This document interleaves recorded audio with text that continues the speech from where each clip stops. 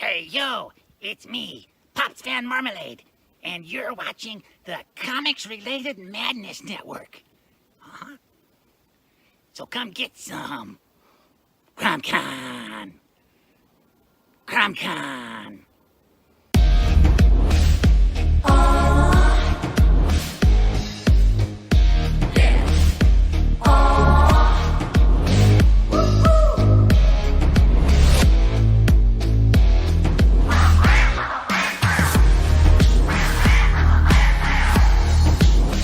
Your favorite podcast, it's Critical Blast. Hi, this is Tim TK, host of That Silverline Show on Tuesday. Join us at 11 p.m. Eastern, 8 p.m. Pacific every Tuesday night as we discuss pop culture and the joys of making comics. And I'm Scott Wakefield, host of Silverline's Wednesday Wham, where we talk about comic books and all kinds of great storytelling, sometimes with incredible guests. And we want you to join us Wednesday nights from 8 to 9 p.m. Eastern. We'll see you there. I'm Roland Mann, and I host Silverline's Silver Sunday. Join me every Sunday at 8 p.m. Eastern as we make mine Silverline.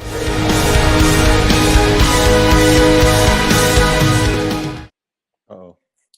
Hello, everyone, and welcome to Silver Sunday. It's your weekly Sunday Silverline stream. And even though my computer was doing so good, I look like I tend to be slowing down a little bit on my own camera here. So hopefully I'm going to shut it. Once I can get these things shared out, I will shut these windows off because I suspect that may be part of what's slowing me down.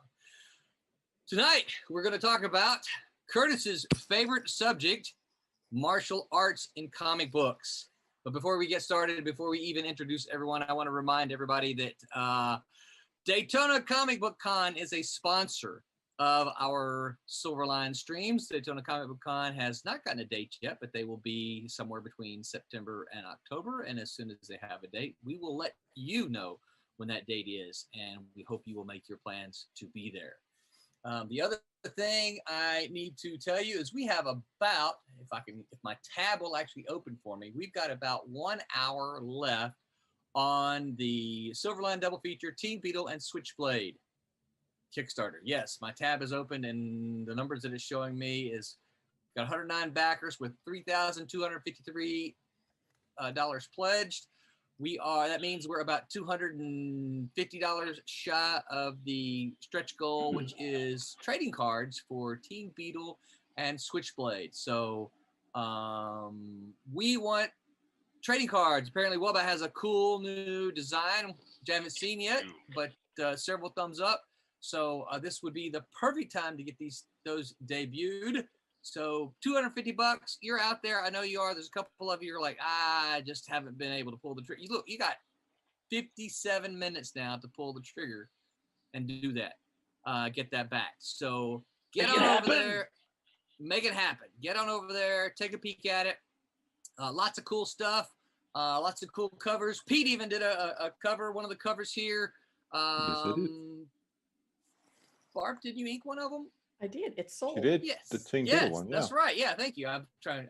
I can't see them in front of me, so I'm like, wait a minute. I think Barb did one too. So packaged and ready to ship out to you tomorrow. Excellent. Yes. And so as a reminder for those of you who are like, well, Kickstarters, I've been burned, blah, blah, blah. They're done. The books are finished. Both of them are completely done. John has yet to write the inside material, and I got on him yesterday. So you're saying, what's he left to do? So in our books we have, I forget? Not you, John Crowther. Sorry. You see, we have this little intro material. So John Crowther has yet to write that for me, but he says that will be in my inbox tomorrow. And then the only thing we need to do at that point in time, after we collect the money, is send it to the print. Now I got to do the thank you page. I have to fix up the thank you page, and then once that's done, it's ready to go to print. But I'll try to send out the surveys as soon as the money gets in. You guys can fill those things out, get them back to me so that I can make sure everybody's there. And then it's off to print. And we've got fast, reliable, super good printing, and I'm pretty sure one of them may be listing right now. Kablam is who's going to print our stuff. So we've been super happy with them. They've been super good to us, so we are excited about that. So yeah, that's that. I'm sure I'll probably keep my eye on the Kickstarter here and maybe interject as we go along. But for now, let's go around and we'll introduce everybody to you. I am Roland. I am the writer of Switchblade, which is kickstarting right now.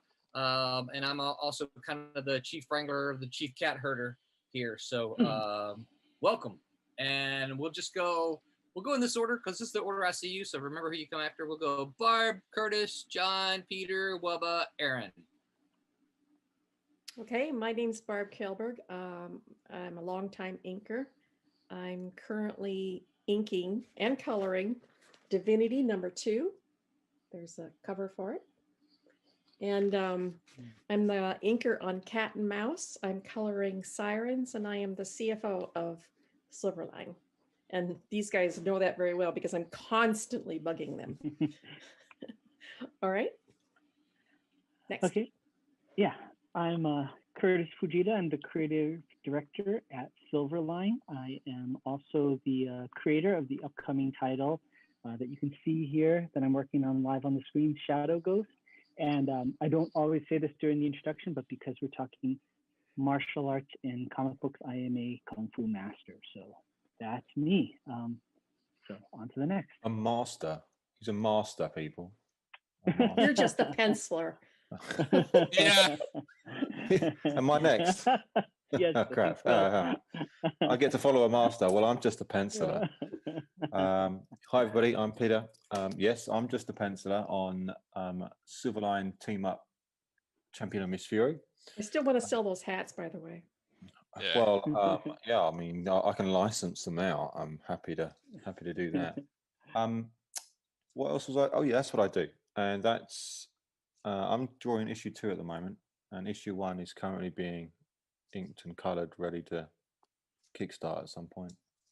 But not a master, just a penciler. Who's next? All right, I guess I'm next. John Martin. I am the inker for Fire Rush and Wolf Hunter. I've dabbled in a few other things, but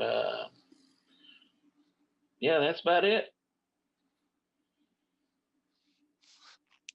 That Aaron. Good. Is it me? Who's Is it next? Wub or Aaron? Okay, I'll go. My name's Aaron Humphreys.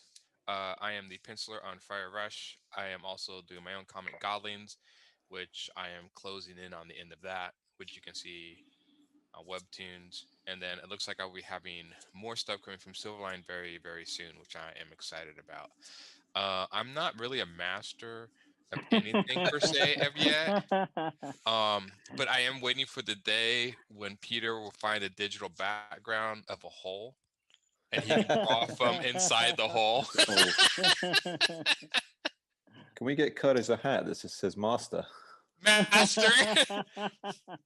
If I can get a hat that says master of nothing in general.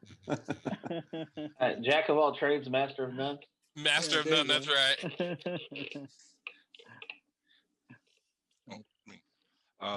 I am Boba Fett, and I am the penciler on the new upcoming Cat and Mouse miniseries, and I've done a couple of covers here and there. Yeah, Including one of the Switchblade covers. yes, including one of the Switchblade covers. Yep. And then yeah, that's it. That's it. I'm just penciling the book. Yep. Excellent. So before we launch in, Curtis, what are you working on there? What is everybody watching? Oh, sure. And if you don't mind, I know some. I've been looking at the chat. So would you like me to read the chat first to kind of let everybody? Yes, because I'm still trying to close Windows to get over there. Okay, sure. I'll do that for now. So before we get to what I'm working on, first thing, Quentin J. Bedwell says, "Wahahaha." Sounds like an evil villain laugh, and then he says yes. So I hope that's for us. Tommy says, "Good evening, gang. Great to see y'all." And I think when Roland mentioned Kablam, Tommy said, "Printing who? Me?" And yeah, and that catches us up. So yeah, so I'm working on my comic book here. I did some kind of like rough breakdowns and loose pencils. I'm just kind of fine tuning now. So this is for the comic book Shadow Ghost, and kind of my pitch for the whole series is it's the Kung Fu comic by a Kung Fu master. So I'm kind of I've been doing Kung Fu for about 25 years. So I'm kind of trying to take a lot of that knowledge and put it into a comic book format. The philosophy, the culture, the terminology, and of course the fighting. So what you can see here, I'll just briefly go over. This is just 2 students training, but one of the things that I'm trying to do is kind of put it in more of a martial arts context. So a lot of times when you see fight scenes in comic books, they're kind of a little bit more impressionistic. You don't really see the full sequence. You see certain bits of a fight, but you don't necessarily see them in sequence. So I'm kind of trying to do that here. So just kind of a quick thing, you can kind of see here in the first part, one of the characters kicks. If you spar or do some fighting or stuff like that, usually most encounters start at the kicking range or further out range. So starts with a kick, goes to hand techniques because now the gap is bridged. And then this technique here the person's using is actually called the bridge hand. He blocks with his hand and converts it to a grab. And then goes for an arm bar, a standing arm bar here. So that's kind of some of the stuff I'm working with. So you'll be seeing me working on that a little bit tonight. This sounds like might be neat to have Curtis start thinking about this. So when we do the Kickstarter for it, might be neat to do a little video to go along with it to explain these moves. As you just did, kind of like a director's cut. Yeah, absolutely. That'd be really fun. I'd like that. Definitely. Yeah, otherwise, I'm gonna sit here and go, okay, so that first panel is a Captain America kick. No, I'm kidding. Yeah. So somebody else will do that. You forgot the little bubble over the kid's head that was like, "For America," and it's a Captain America kick, right? well, back when Roland and I worked at Malibu, the writer of Dinosaurs for Hire, Tom Mason, he always inserted this crazy line in his comic books, and whenever anybody was killed, the guy would gasp out the words, I am slain," and he put it in every issue. It was just like every issue, like somebody's head would be cut off and the head would be rolling towards the camera, and I am slain, and it was just like, I used to love that so much. Tommy says we can make a live action video of the fight sequence. Yeah, totally. I think that would be cool. would that just be filming Curtis and Tommy in a parking lot? Just yeah. You mean Tommy getting the crap beat out of him? and me getting arrested for assault and battery. Yeah, that'd be a good ending. That'd be a good ending. Yeah, exactly. Or Curtis would be arrested for assault with a deadly weapon. Exactly. Got my left and my right hand. That's right. just so you guys know, there's like a couple cheesy sayings that martial arts instructors that are trying to be tough say, and it always cracks me up. The first one is, I've heard several martial arts instructors say this. They say, "I used to be afraid if somebody was going to rob me or mug me. Now I just wish they would." Which is yeah. I've heard like several people. I've been mugged. Yeah, it's not all it's cracked up. I won. Yeah. and the other one is what's the other one? The other one is when I walk around and I talk to somebody and I'm looking at them, I'm just looking at every point that I can use to destroy them while I'm talking to them. I do that to everybody I talk to. And I go, sounds like posers. Yeah, what a horrible lifestyle, right? They sound like posers. Yeah, it's like even the guy at Baskin Robbins, you're trying to kill him. Like, yeah, I'm just seeing like after he's done, like I see every point on the body. I want fries with that. Exactly. Here's a little tip, you guys. When you actually are being mugged, you don't have time to think, "Oh, I'm going to strike here, and then I'm going to do a kick." No, it's just comes. And yes, this was after I took karate, but I don't even know if it had anything to do with it. I was just naturally, I swung around and stabbed him. Whoa. You stabbed him? I did. And what's the statute of limitations on? I mean, I wasn't expecting that. Well, see, all right. So hardcore, guys. Yeah, let's go back a little bit. All right. Yeah, so let's rewind on this a little bit. All right. I just turned around and I stabbed him in the throat. Don't mess with Midwesterners. This is years and years and years ago when I was stamped on his balls and first started going to San Diego Comic-Con, and then I donned a mask and took to the streets. Dumped the body. No, My father gave me this buck knife. He's a body. farmer, you know. Oh, I'm sending my daughter out into the big world out in California. And so he Send you gave out me, to stab the people. yeah, Just so he get out gave there, me Barb, this and stab. this very large buck knife, you know, that you unfold it, and it's pretty good size. I used to carry it around in the pocket of my jacket when I was out after dark in San Diego. I mean, because San Diego is just chock-a-block full of homeless people. And one night I was coming home late after the convention, after a party or something like that, and a homeless guy tried to grab my purse, and I had a hold of it in one hand. So he ended up swinging me around, and as he was trying to pull the purse off, and as he swung me around, I reached into my pocket, took out the knife, and I swung that at him too. He dropped. Wow. He did manage to shove me into the wall. I had a pretty good goose egg on my head, but he dropped the purse and he ran. So It does sound like you're living in Gotham City. that was San Diego. Yeah. There you go. Well, Yeah. So, Same so- thing. And just so everybody knows, we are not officially endorsed by San Diego Comic Con. Just No. I know. Tommy commented in the chat. Tommy said, as far as the live action video of him and I fighting, he says, "Oh no, Curtis, I cheat when I fight, so watch out." Well, if you cheat when you fight, then that means you're a good fighter. So that's Street fighting. That's I mean, yeah. isn't fighting kind of all about cheating anyway? If you're fighting to win, right? That's I mean, right. Yeah. There is So- no Queensberry rules when you're fighting for your life. You talking about one of these things, Barb? Something like that. Yeah. I finally got it confiscated one year on the airplane, and I don't have it anymore. Oh no! They wouldn't let you mail it back to yourself? Nope. I do have some bullets here though. I accidentally had a pocket knife when I was trying to get onto the plane one time, and I just forgot about it. I just kind of carry it with me, and so I got out of line, and I had to. I mean, obviously that I couldn't do it there, but I had to get out of line, and then I mailed it to myself. I just put it back in the mail and mailed it to myself so that I wouldn't lose it. It was, you know. It wasn't probably right here. I mean, you know, it's not much of a pocket knife, but just the one that has sentimental meaning to me. So I had to do the same with my Swiss Army knife I have in my purse. Yeah.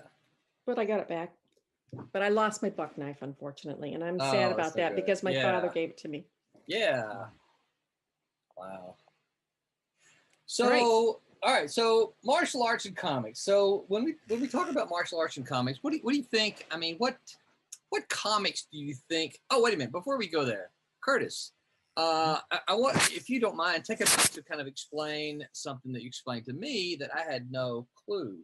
You know, often when we talk about martial arts, we talk about, oh, you know, he was a white belt, a green belt, a brown belt, a black belt, you know, but that's not traditional martial arts, right? No, that's American Yeah. martial arts, I think. Most Yeah, of it the is. Americans are doing it. Yeah. Well, it actually kind of a brief history is that martial arts up until like post World War II, there really wasn't too much of a belt idea, and it was actually the creator of the famous practitioner of what's called Shotokan Karate, Gichin Funakoshi. He was teaching karate in the Japanese college system, and he wanted to go ahead and have a way that he could show up to a class, look out at everybody, and know what part of the curriculum he knew. So he went ahead and he decided to have this belt system of colors, and that's kind of where it started from there. And then it kind of expanded out. And then nowadays, in a commercial setting, it's a big moneymaker to have belts. So what you do is you have to pay for your normal classes, and then you have to pay to test for your belt. And sometimes they'll throw in the larger the amount of belts that are in the system, the more you can charge people extra money to progress to the next piece of the curriculum. So mhm. is that where Go the ahead. whole color and the stripes thing comes from then? Yeah, the stripes, they'll put stripes. So originally it was like maybe, you know, such and such amount of belts. But then what they started doing is, okay, you have a white belt, and then they put a black stripe on it. So that's like the first degree white belt, then two stripes. It's this tape. It's this tape that Yeah, goes tape. around. Yeah. Yeah. Yeah, sometimes it's cloth, but most places they literally get electric tape and just tie Yep. it on. Yep, that's what it so- is. Yeah, so if you watch martial arts movies, especially the old ones that have to do with kung fu, which is an older martial art, one of the oldest martial arts, if you notice when you see like the movies with the Shaolin Temple, you never see them do a belt test where the Shaolin abbot is at a card table taking donations so that the students can test for their next level. It's more of a modern thing. So, but it's not necessarily a bad thing. The way I teach, I don't do the belt system. I still don't have a white belt. I never had a belt. I just learned a curriculum, and I'm kind of judged by how well I know the curriculum. It's kind of like, all of us are artists or people that work in comic books. It's like saying, I know how to, I'm a great artist because I use a paintbrush, It's the same thing when somebody says, well, because I know karate or I know kung fu. And so what, So that's kind of the idea about it. But a lot of people use it in a positive way as long as it's well earned and people accomplish stuff with the belts. Yeah. How would that affect you? Because I would guess that the belt system is, by the way, we've got another pledge. We're up to 3277. So whoever just back, thank you very much. Nice. How would that affect competitions? Because I know I would assume a lot of times you compete based on your level. So if in your school you don't have belts that kind of quantify the skill, how does someone like you compete in a broader scale? How do you decide what class? I mean, it's not a weight class, I wouldn't assume. Sure. I mean, sometimes you base it on the number of years, but really it's about the teacher being honest. Like when my guys in their tournament, I'll look and I'll say, okay, 5 years experience, I guess, is this colored belt, or intermediate, advanced, beginner, and I'll kind of guesstimate it there, On a fun note, just so you guys know, be careful of the word world champion when it comes to martial arts. This is a really fun one, which is, so what'll happen is you'll go to, we call them McDojos, which are a lot of McDojos, which if you go to a martial arts school that's more commercial and heard that before. Yeah. That's where I went. I went to a McDojo. Yeah. And oftentimes the teacher there will be a world champion. And what you'll do is when you hear they're the world champion, you'll envision them like Jean-Claude Van Damme in Bloodsport. They went off to some remote location in Southeast Asia and fought sumo wrestlers and judo practitioners, all these things. Always make sure when they're a world champion, ask where the world championship was held at. Because what'll happen is, like here in Southern California, we have an area called Reseda, which is in the valley, and it's a small community. A martial arts school, maybe 3 martial arts schools will hold a tournament and call it the World Championships, but only 3 schools from Reseda are allowed to go. And whoever wins is the world champion. Oh. So, so it's really the Reseda champion. Yeah, or intergalactic champion, whatever you want to call it, So always buyer beware, Kasisi Harris says, howdy, y'all. Hey, Kasisi. Hey. Well, I just I thank you for that, Curtis, because I thought when that you telling me was actually the first time I ever had heard of that. I didn't realize that there was any kind of. You've been friends with Dean all this time, and Curtis, and you didn't know before now. I just assumed Curtis might have told me before, but it's one of those things that might not have just sunk in. Dean's got a belt though, doesn't he? Doesn't Dean have a belt? I'm pretty sure Dean's got a belt. I'm sure he's in one of those. He does. He's a black belt. Yeah. So even he would know that traditionally they didn't have belts. Yeah, but he didn't. In Dean's wisdom, he elected not to tell me that. So there, he just told me he had a black belt. Yeah, because he knew that would impress me. Ooh, cool! You got a black belt. And to be clear, there's really good black belts out there. There's really not so good black belts out there. It's a mark of where they are in the curriculum. It's kind of like if you would ask a child like something like, how smart are you? And the child says, I'm 3rd grade smart. Well, not every kid in 3rd grade is smart. Not every kid in 3rd grade isn't smart. It's just where they are in the curriculum, right? So that's my take. Are you smarter than a 5th grader? Right. Yeah. Yeah. Exactly. So, what do you think this is for everybody now? What do you think the most when people think of martial arts and comic books? What do you think? What comic books come to mind? Ra's al Ghul. Ra's al Ghul. Okay. What's his name? That was not at the top of my list. Shang-Chi. What's his name? Shang-Chi. Yeah. Iron Fist. Iron Fist. Iron Fist. That's what I think of. I was thinking Ninja Turtles. That's what I grew up with. There was a Bruce Lee That's comic true. for a while. Yeah. There was a Yeah. Bruce that Lee would be a comic. good one. Yep. Yeah. Yep. What else? That was Badger. actually. Matter of fact, I think I have some. Oh yeah, the Badger. Badger. I used to ink the Badger. Yeah. He was a martial artist. I kind of think of Daredevil. cat Wait. and mouse. Yeah. Yeah. Yep. I don't know. I'm drawing more street fighting than kung fu. Well, that's okay. That's the level they're at right now, right? They're supposed to be on a journey. Martial arts, a journey, not a path. Well, Okay, grasshopper. Roland's no something longer like- allowed to do voices. Yeah. Oh, you guys don't know what I've got planned for us next week. Oh no. Oh, I'm not gonna be here. Oh, you're not, are you? I will be Coming? in Iowa, but you have my permission to read Divinity any way Okay. you want to. Okay, very good. Thank you. Yeah, everybody else is going like, wait, what? I'll be in another state, unfortunately. Yeah. Well, you'll have to listen to the replay. Oh, you know what? I forgot to introduce someone. The unpaid producer here. I don't know if he's coming up on the screen. Our unpaid producer is the behind the scenes. Is Brett Mann is my son. So thank you, unpaid producer.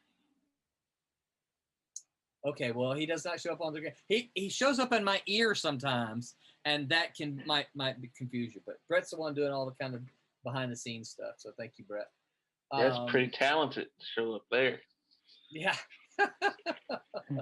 So all right, yeah. So that's good. So how do you think then? I mean, did we name any DC books at all? Russ I That's mean, of there's course. there's Batman. I mean, if The you want to go Batman. there, but other than that, is there really anything in DC? Yeah, well, yeah, all Yeah. the Bat people, aren't they? All martial artists. Bat Yeah. All the Yeah. Bat, everything on the Bat family, and what was it, Karate Boy or whatever from the Legion. Oh, the Karate Kid, What? yeah, from the Legion. Karate Kid. Is he actually called the Karate Kid? Yeah, Yeah, it's Karate Yeah, Kid or yeah. Karate Boy, something like that. Yeah. yeah. That's actually why if you watch the first Karate Kid movie, at the end, it's a special thanks to DC Comics because they let them use that character's Oh. name for their title. Yeah, so there's a Karate Kid over there. Really, I didn't know that. Yeah, yeah. In fact, our friend and former DC executive Hank Canals used to tell me that was one of his favorite characters. I think. in Really? DC. Yeah, the Karate Kid. Quentin said, if I'd have known that, I wouldn't have let the world champion kung fu evangelist chop a melon on my stomach. That's awesome. Cassisi says, what about Deathstroke or Slade? Are they martial artists? I thought That's this true. was Slade Slade was Same Same. person, but yeah. Yeah. Yeah. Lady so. Shiva. Lady Yeah. Shiva? Mhm. You know, Yeah. it's funny. I think about Prometheus. Batman, though. I don't think of martial arts. I mean, I know that he's a trained fighter, but martial arts is not what comes to mind. I don't see visually in my head. I don't see Batman moving like a Shang-Chi or a Badger, even. You know, because these guys move with very clear, or they're drawn, maybe I should say. That's very just cl- it. There's been clearly- so many Batman artists, and not all of them, or probably most of them, do not study martial arts. So I know when I worked with Mike Barron on Badger, he is actually he's a black belt. So he's very, very particular about making sure that all of the moves are genuine. Barbara, And- you gotta put him in the right pose. Yow. yes. But it sometimes matters. I mean, I know he knows martial arts, but there's sometimes they'll portray him as a martial artist, and then they'll portray him as a street fighter. Yeah. I mean, if you look Yeah. at like the Dark Knight Returns, Frank Miller, he was much more of just a street fighter in there than a martial artist, and it just depends. So yeah, I mean, even in the Batman versus Superman movie, when they did the big scene, we fought him in the warehouse. He was much more of just like a brute force street fighter in that Yeah. scene than a martial. Yeah, it kind of matters in who's drawing him, how they kind of represent him. I always look at the feet first because you have to have your feet planted in a certain way when you're doing martial arts, as opposed to just street fighting. Yeah. Yeah, This when is it comes to interesting.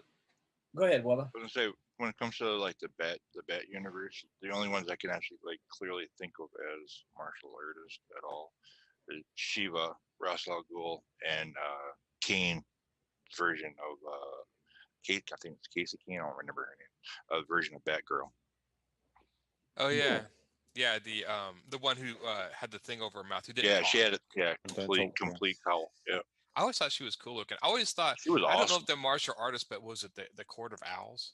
Weren't they supposed to be like No, assassin martial artists? yeah, they were assassins, but they weren't martial artists really. Okay. It's the same thing as like Yeah. Prometheus. I mean, he Oh was, yeah. Was he supposed know, to be like a master of everything or something? yeah, he was the reverse Batman. Yeah, like he was like. Yeah, he had the rich parents that died, but instead of being a good guy, he decided to be a bad guy. That's right. Okay, Yep. I do remember him. So, Kasisi poses an interesting question, and I'm not sure that we did that. He says, because when he mentioned Deathstroke, he says, "How have we defined martial arts? Is it any combative arts, or is it any combative arts is a martial art, or is it just do we just consider Asian martial arts the standard?" No, when I think martial arts, we're definitely throwing in Brazilian Jiu-Jitsu and Krav Maga and all I that was just going to say stuff Krav too. Maga. Yeah. You know, I I'd say the consider things Krav that- Maga. Yeah. I've never even heard that. I don't even know what that is. it's the Israeli martial art. Yeah. Israeli Well, martial art. Okay. They train like in special forces and stuff over there. Yeah. And just kind of so the people listening know, one of the things about martial arts in general is there's a lot of crossover. I mean, that you'll see something in Krav Maga that you also see in Kung Fu, that you also see in karate, because they all come from the same source or have the same idea. That's why it's always this interesting point. As a martial arts instructor and trying to make my living teaching, most people will say you should come and learn from me because my style's the best. But the truth is there is no better style. It's like different languages, right? Different languages communicate things differently in different ways. But you can't say that German is better than French or Japanese is better than Korean as a language, right? So martial arts, there's a lot of crossover. But I think what we're talking about more is any type of discipline. Wouldn't you folks say a discipline that has a certain style to it? A trained and taught discipline. Yeah. Maybe. A stylized hand-to-hand combat. Is Yeah. what- Boy, Kasisi's on a roll. Well, even then, it's not Kasisi all- has military training. I beg your forgiveness, Kasisi. I forget which branch, but I do know that Kasisi has military training. And he says it opened up a whole world of martial arts, a whole world of characters. Wolverine, Cyclops, they all fight at some points hand to hand. But I would, I would say, I don't. Cyclops might have been trained by Professor X, but was he trained in any kind of, how did you Discipline. define it? Discipline, yeah, discipline. Well, this is kind of where I go here. He was Is supposed boxing to have been. martial arts? No, boxing is where I kind of go more. You're a brawler if you're Yeah. a boxer, and that's not so much a martial art in that aspect. You're just a brawler. Would you consider kickboxing in that same field? Yeah. Well, kickboxing is a martial art. Maybe not so much the Americanized version of it, but Muay Thai is a martial art. That's right, because he was a Marine. That's bad, right? Yeah. Elektra, there's another one. Oh yeah, Electro. Yeah. Oh yeah. Well, Daredevil. Daredevil. Yeah. Iron Fist. Daredevil. Daredevil's supposed to be just like his like a He's big just a martial artist. boxer. Yeah. Mandarin. Well, I mean, Kasisi just said boxing is absolutely a martial art, and I kind of agree with him in that way because it's the sweet science of pugilism, right? I mean, it is a fighting art, and especially if you go back to the early days before the Queensberry rules and things like that, it did have a different aspect to it, with how they hit and stuff like that. I definitely call boxing a martial art too. Yeah, if you think about it, how you're planting your feet, there's a lot of moves in boxing that are like counterintuitive or against the way you would normally think. Mm-hmm. I guess when I really get back and think of a martial art, I mean, you're using every single bit of your body and what you're doing. Even if it's in boxing, there's not really any ways, throws or any other movements like that right there. It's just these. Yeah. I think it all depends. At the end of the day, all martial arts are just a method, right? Yeah. It's a method to getting the skill set that you want to do what you need to do. I think sometimes we get locked into the idea of styles or which is best, and it's really what's best for you, And at the end of the day, if you've ever fought or sparred, nobody is it can be spared from a butt whooping. Everybody has their bad day. There's every circumstance. This is very true. Yes, and an old lady with a blackjack in her purse is just as dangerous at the right time at the right place as a mixed martial arts fighter on his worst day. You never know. You never know. So, yeah, There you go. it happens. Old lady with one of these. Right. I've got some Yeah. stories. Yeah. I gotta find that video, Curtis, and send it to you. There was what you were saying, like a world champion or whatever. Yeah. He actually fought with like a Vietnamese. I think it was a Vietnamese or Thai teenager, and got completely just annihilated. Oh yeah. I mean that's why the more people brag in martial arts, the less worried I usually am. It's the quiet people I'm afraid of. Yeah. The truth is like, for me, how good of a martial artist am I? That's for me to know, and that's for you to find out. And I'm going to keep that to myself. And it depends on the day of the week and the time. We were talking about this before we came on live. I was in karate 30 years ago, so I have forgotten everything. So I'm totally helpless now. But the one thing that I remember the most is that there's a couple of points on your body that if you can at all use them, they're the strongest parts of your body, your knee and your elbow. So if that's the only two things that you remember when you're in a fight, your knees and your elbows are your most deadly weapons. I got a pretty And hard it only head. takes 5 pounds of force to break the bones on the top of a foot. Yeah. How Just much? stomp on their foot. Did you say 5 pounds? 5 pounds of force breaks all the bones on the top of your foot. Yep. And a Really? knee to Yep. and a knee or a foot to the crotch is great. Yeah. 5 I pounds. have That forgotten doesn't- basically everything else. That doesn't seem like very much. It's not. No. A 5-year-old can break your foot. A gallon of milk can break your foot. Trust me. Yeah, I was gonna say I've dropped stuff on my foot before, so. So Curtis, you're outlining your stuff in pencil.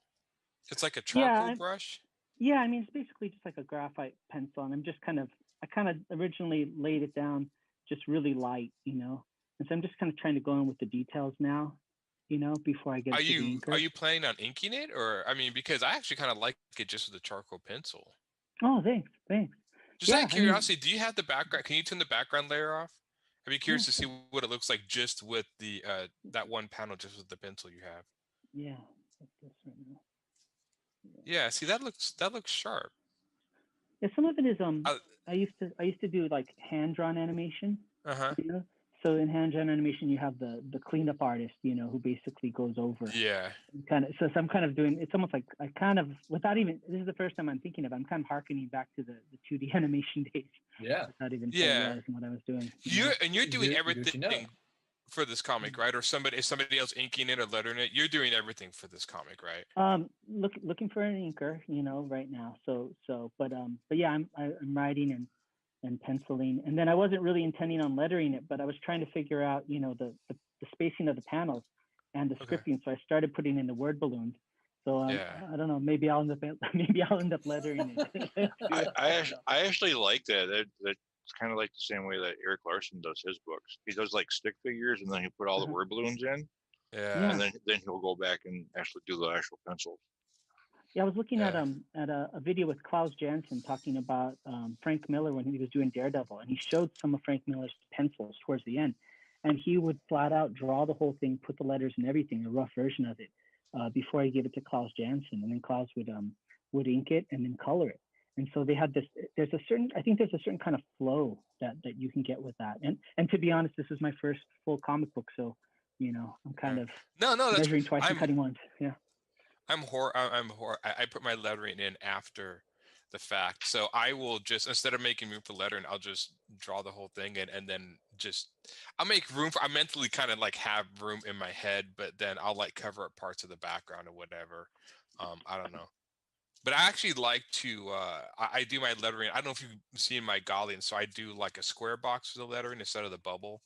And the only reason is I just sometimes feel the bubbles take up too much space. There's just Mhm. the circular, That and I bubbles just the thought, balloons. yeah, the bubbles of the balloons take up so much space that I'm like, well, I'm just gonna make like a square sort of box, and that takes up less space and look. So I just kind of, and also I found out that I'd like to actually bump my word balloons out of the edge of the comic of the panels.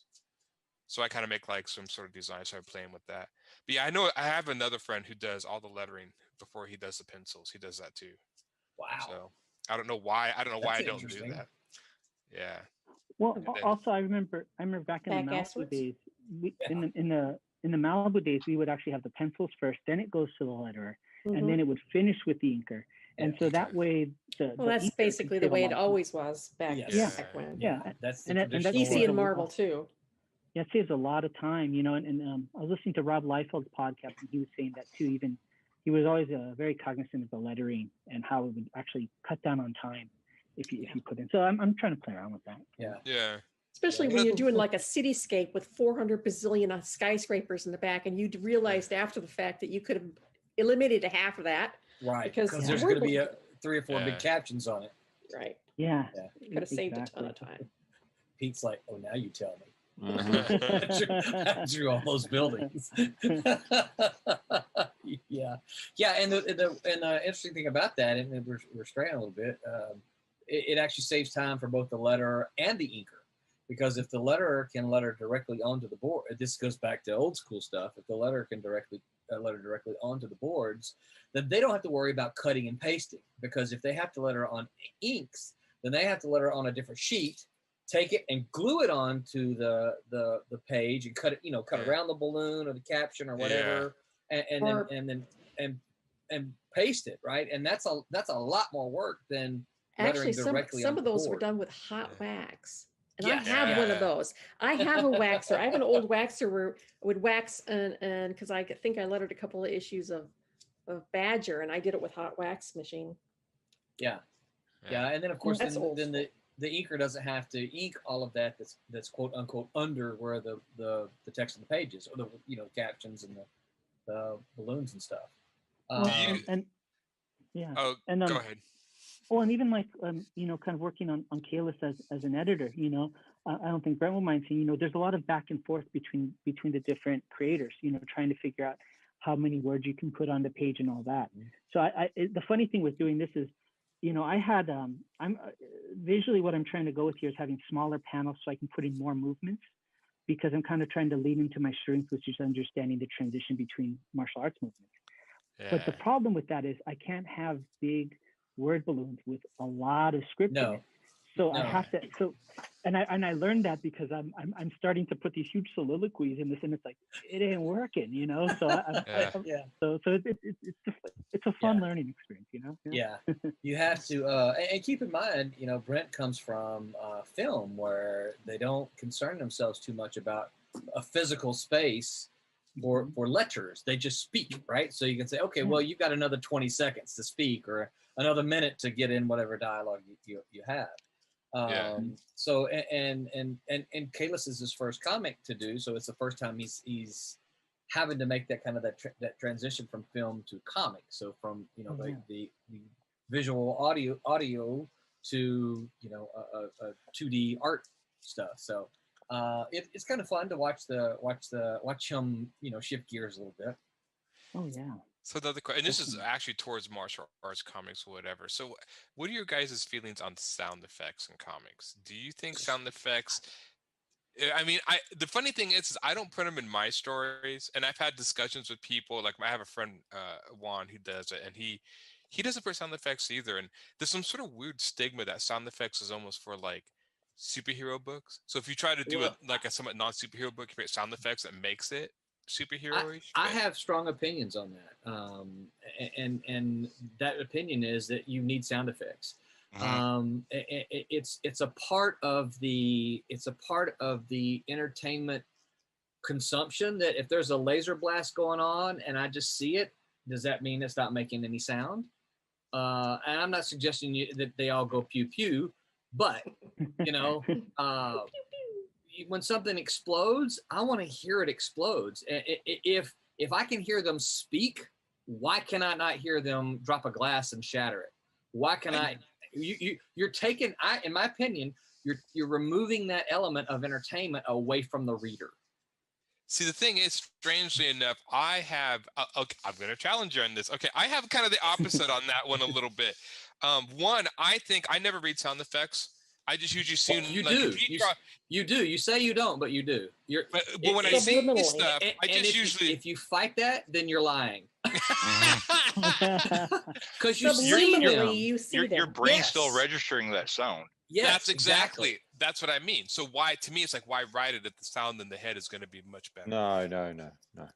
Yeah. So yeah, but I also feel like in my book, I mean, if I'm talking about certain things in my story, and this is my own personally in my story, the sound effects to me take away from my story. But like other stories, like the one like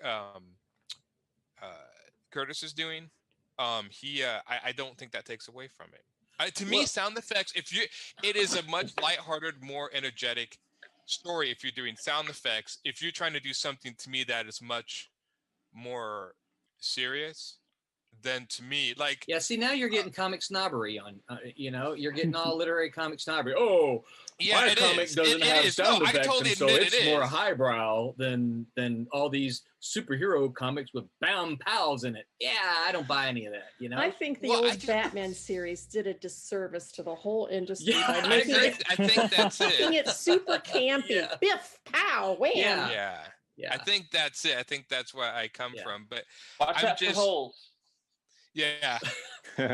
Yeah. I don't know. I just never did put sound effects. And I asked my friend Juan. He's like, no, I don't do it either. So Yeah. I don't know. It's pretentious. I couldn't imagine like a Walt Simon. Pretentious. Couldn't imagine a Walt I'm Simon. sorry, the fact that somebody can be pretentious in the field of comic books. Like I won't said I'm going to start taking out a pipe Listen, and stuff. dude, I've been working in the university long enough to know, oh yeah, it's pretentious. Look, just because I make better comic books than anyone out in the world doesn't mean that I'm pretentious. Whoa. Okay. All right. So Kasisi has a good question here. Yes. Yeah. He says, it's a question in general. What makes a good martial arts scene? With manga and anime being hot action visual medium, what do you consider a quality fight in comics? Should it be short scenes? Should you know all the movements, or leave a lot to the imagination? Oh, this will be fun. Yeah. Oh. Jesus. I don't know if Curtis thinks the same way I do. When you think fight, you think it over as quickly as possible. Yeah, I mean that's what they say about most fights aren't supposed to last that long. And when you talk about like two quote unquote masters fighting, it's really short. But I would say for comic books, it depends on the story, right? If you're trying to write like a character who's a deadly assassin, you don't want it to drag out forever, right? But if it's two superheroes, I mean, I want to see a long issue with a lot of fights, So it really, the fight scene is like a dialogue between two people, and depending on what you're trying to express, the fight scene should serve that. So it's kind of that's my non-answer. It also can serve as a bridge because you've got to get a lot of exposition out sometimes, and to make it more interesting, you can stick it into the middle of a fight scene so you can make it last longer, so you can get all those word balloons in as well.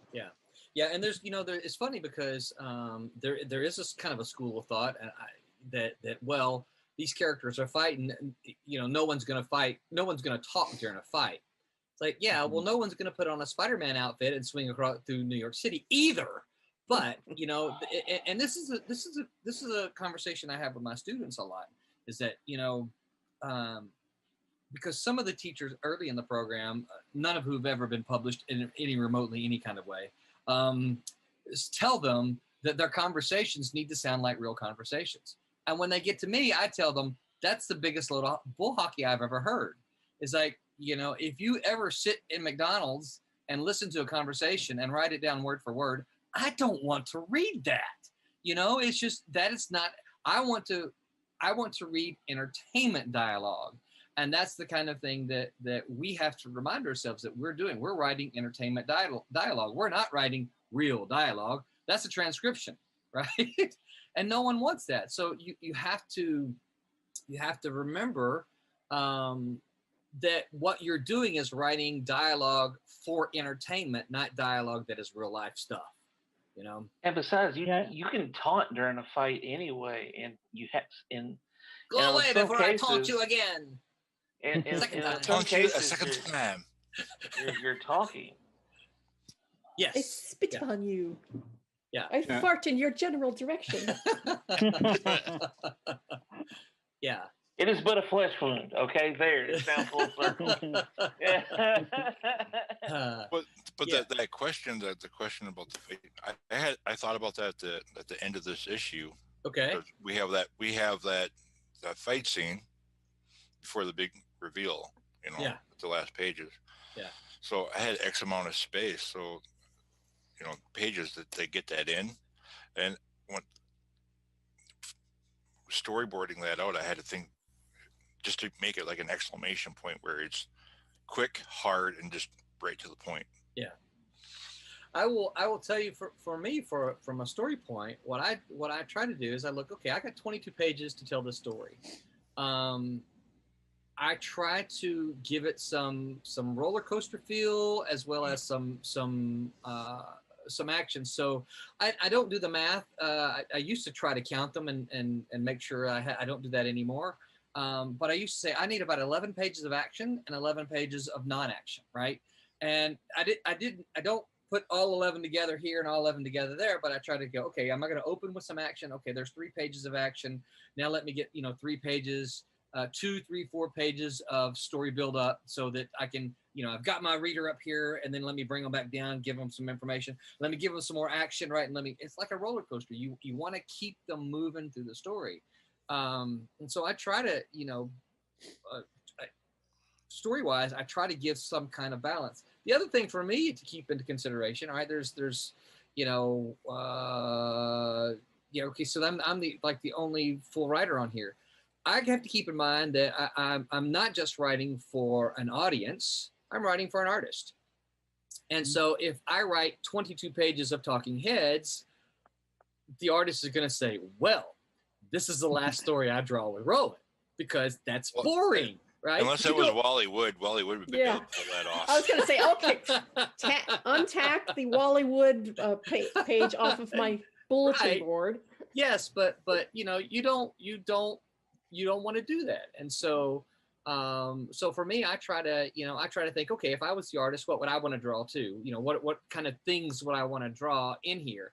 And I've never met an artist who wasn't realistic to know that, okay, we have to have some scenes of them sitting around talking and doing things because it's got to be a story, right? But also you want to draw them fighting and swinging and flying and, action. Those are the fun things to draw. And so I Random chickens. Yeah, random chickens. Yeah. Peter wants to draw some more fire engines. Yeah. Fire engines. Yeah, fire engines. Peter wants to draw some more fire engines. It's not a comic book without fire engines. Apparently, not without chickens either. Well, you need chickens, yeah. Chickens are mandatory. I like that. I never thought of exposition in the fight. Yeah, and it's it's a thing that I think comes from kind of from a more literary because again, a lot of the people who teach at my program, a lot of them would tell them, oh, don't they're having a fight, don't have them talk. And I'm like, no, they're having a fight. They need to talk. They need to, send barbs at each other. Not barbed cowbirds, right? They need to jab, at each other. They need to taunt. They need to do those kind of things. And they can't just be, or they shouldn't just be random.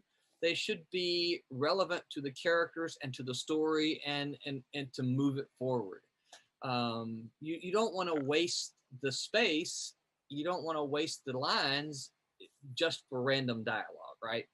Well, I think it's kind of like a hook during the fight when they're talking. I mean, I couldn't imagine Superman or some getting smashed into a wall, and they Yeah. coming out just all ripped up and everything, going, ooh, you know. Right. Well, you know, You're right. I always thought, you know, from a martial arts perspective, I would always see comic books with fight scenes and I'm like, how is this guy doing a jump kick in the air and like talking 2 paragraphs? And I was like, Right. when I do my comic book, I'm never going to do that. And I doing show it? you I show you Exhibit A because it was like, oh my god, it's like a silent film. Like Yeah. I need to put some characterization in it, and I need to throw it in. And it's like when your parents tell you something, you go, when I grow up, I'm never going to do that. I'm so Yeah. beyond that. And then you find yourself saying what your parents said, you know. So Yeah. I concur reluctantly. So Yeah. Yeah. Well, as Well, an avid reader, I would find it incredibly boring to have 6 pages of just fighting and Yeah. nothing else. I mean, Well, no and- words. and you would read it, you know, you would read it like this. You would read it flip, flip, flip, flip. I mean, you wouldn't take any time Exactly. on it. And as Aaron has said before, you know, when he hands people his comic books and they flip through them, he's like, I took hours upon hours upon hours to draw that. And you flip through it in 3 minutes, you know? Yeah.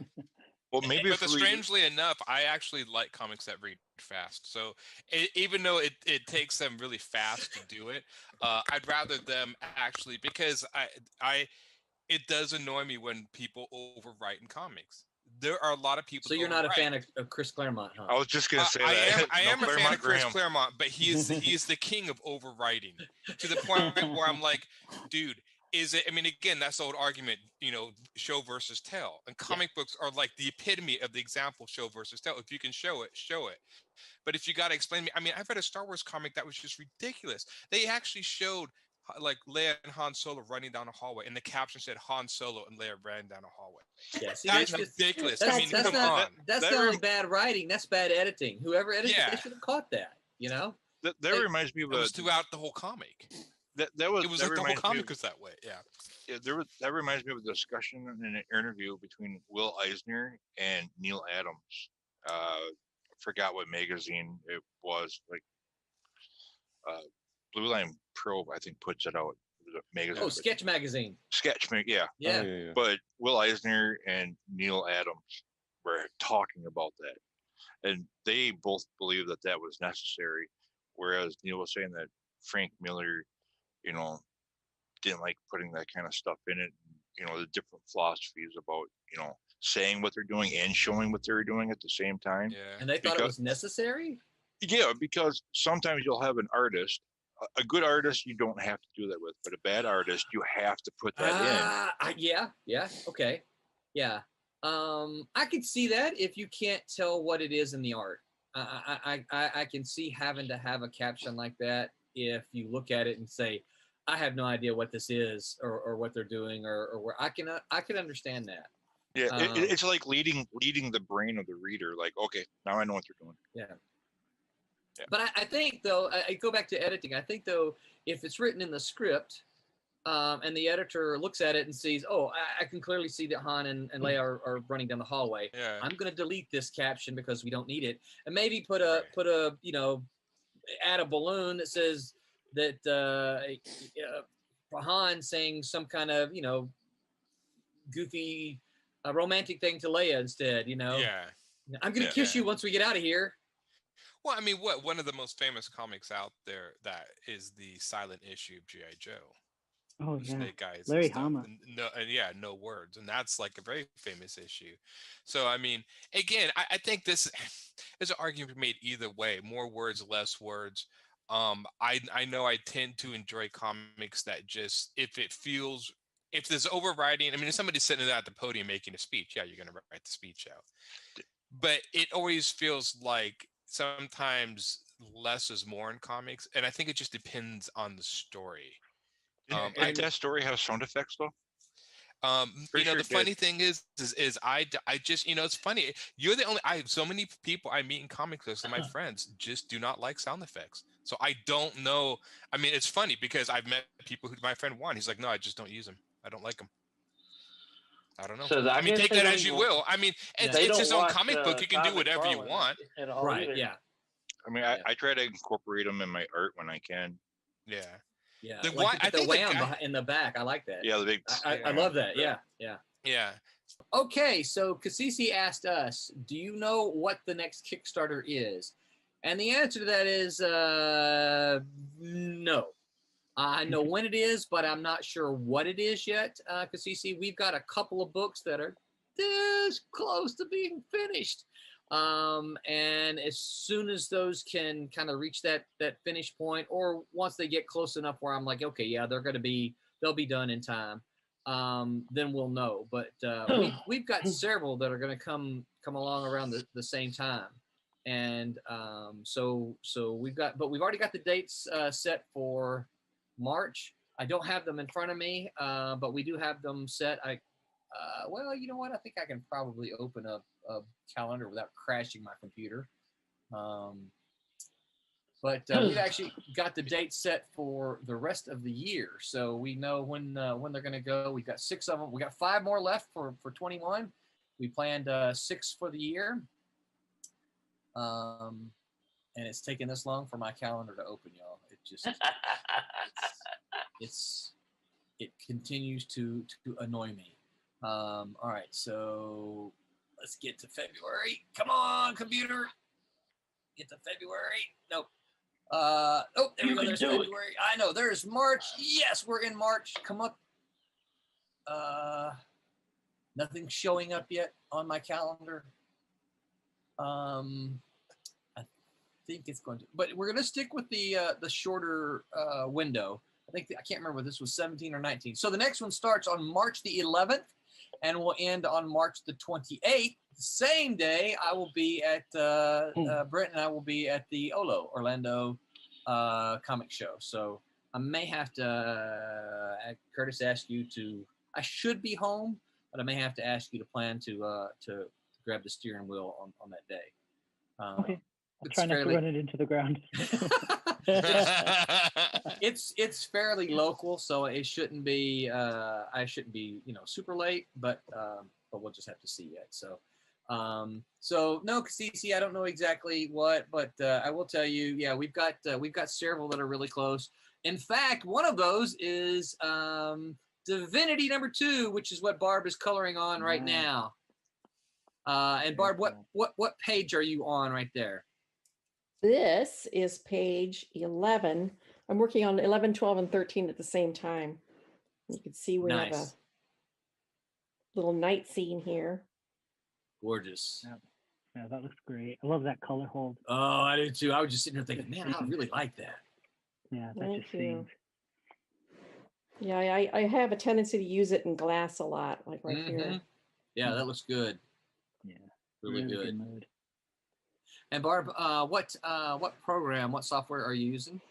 I am using Procreate because it is like Photoshop for Dummies, which I've only been doing this for a year. I've only been working with digital art, period, for a year. Yeah. So I've learned digital inking and digital coloring in this last year. Nice. Yeah. So I never was very smart when it came to like Photoshop. I couldn't figure it out. But this anybody can do. It's $9.95, a $9.95 app on iPad. That's it. That's a steal of a deal too. It is. Yeah. And Curtis, is that what you were using as well? I use Clip Studio. Clip Studio, which used to be Manga Studio, right? Yeah. Yeah. It was always both. Oh. I forget. There was a company that was licensing it here in the States, and they lost their license and went back to the original company. Oh, yeah. Okay. I think I remember buying several years ago. Clip Studio had a sale. It was like $20 for maybe Clip Studio 5, something like that. I think I got it and downloaded it and got it, and then it just never used it. It must have had to have been more than 5 years ago. It had to have been closer to 10 years ago, probably when I was first trying to kind of teach myself how to letter digitally. So, yeah. So, okay. Kickstarter is over, which is kind of how we, Kasisi got us on the topic there of the next Kickstarters. But so Sirens is one of them. Twilight Grim 2 is one. I think we're pretty, we're with the home stretch on the Silverline team up. What else? White home stretch on White Devil. So Friar Rush. Friar Rush. Yep. So there's a handful of them that are kind of like it's kind of like one of these marathons when you're just kind of watching everybody come around that last lap. You're just kind of like, okay, who's gonna come in first? Who's gonna come in second? And we're just kind of eyeing them. So have no fear though. It's going to be a fun 2021. Going to be a lot of fun stuff. So going to be a lot of good looking books to get out in your hands. So I'm excited about that. Definitely. Back to martial arts. Let's see here. Was there any questions here? Quentin says, I have to do super rough pencils, letters, balloons, and then this goes back to when you guys were talking about how you did the pencils and the under penciling and stuff like that, which I think is a lot like I know I've seen traditionally I've seen a lot of pencilers take a very light pencil and just put really loose gestures, kind of quote unquote underneath it. I know Mitch Bird used to use a blue pencil a lot. Now, for everything I understand, inkers hated that because the blue pencil had a very waxy. And if you're trying to ink it, the wax just kind of knocked the ink right off. So it doesn't hold. It doesn't cling. Right. So I don't know if this goes back to the late 80s. So I don't know if Mitch still does that or not. I remember him doing that. And it was always really just very light, just really light blues underneath it. And then he would kind of come then over with a pencil and then tighten that up. So yeah. And Quentin says he uses a Smith Micro. Smith Micro was the company that had a gotcha. manga at first. Gotcha. So so I kind of like to go back to the Cassisi question though, is what do you consider a quality fight in comics? And he mentions short scenes, show all the movements, relieve a lot to the imagination, and we kind of talked about length a little bit, but let's talk about what about some of the movements? Do you think it's necessary that we see every single fight movement in a fight like that? That was quick. I think it's not drawing every single fight move. That's what I'm going for, but I'm trying to do something a little different, and I have a different level of expertise. I was just looking at Robert Kirkman's Firepower, which is a martial arts comic book, and I don't know who the penciler is. And if you, from a martial arts perspective, when you look at the fights, make no sense. That's Chris Stanley, isn't it? Yeah, the fights make no sense, but they feel amazing, and they read well, they track well, and I think as long as the point gets across, yeah. Oh yeah, Pete's got them. Hell yeah. Visual references. So hold on there. So when you say the fights make no sense, what do you mean by that? Well, I mean there's no continuity. Okay. There's no continuity. It's kind of like, and this is me, of course, I'm picky because of my other background, but as a martial artist, I always like a good fight scene to a good conversation, So there's no context in the sense that things don't necessarily lead to the next thing. It's like you're getting for me personally, it's like a phone conversation where it keeps breaking up and I'm giving every fourth or third word of the sentence. But that's me as a martial artist. But for the average person, what's important is it feels well, it travels well, it gets the point across, Yeah. So I think it differs in opinion, but the medium is so different that's what I'm learning. By trying to do every move in my comic book, the fight scenes would actually in real life be very short. Yeah. Because it's not film, No, it's not. Yeah. Yeah. And this is one of the reasons that I'm so big on. I know that there's some who just start on their story, especially if they're doing it all on their own. They just start drawing, right? And I'm like, well, okay, that's fine if you're just doing it on your own and you don't really care how long it is. You don't really care, page count and all that kind of stuff. But if you're trying to fit something into, a kind of a set parameter, if it's 22 pages, then you need a plot. You need to outline it. You need to say, okay, this is what's going to happen. I need to make sure I accomplish this. by roughly this page, this by this page, this by this page. Then when you realize, okay, I've got 3 pages for my fight to occur, as Pete said, you can't show every single smack, right? It's just, or it's going to be a really short fight. Smack, smack, smack, smack, smack. Okay, I win, right? I tried bringing in some continuity on the first action scenes that I was drawing, and then I was like looking at it and like, this is not as powerful as I wanted. So on the second one, I just went for all power. Yeah. I just threw the continuity of the fight out. It's all power. Yeah. Well, I think you part. There's a great part of Scott McCloud's understanding comics when he talks about the gutters. And I think that sometimes in a lot of modern comics, I don't think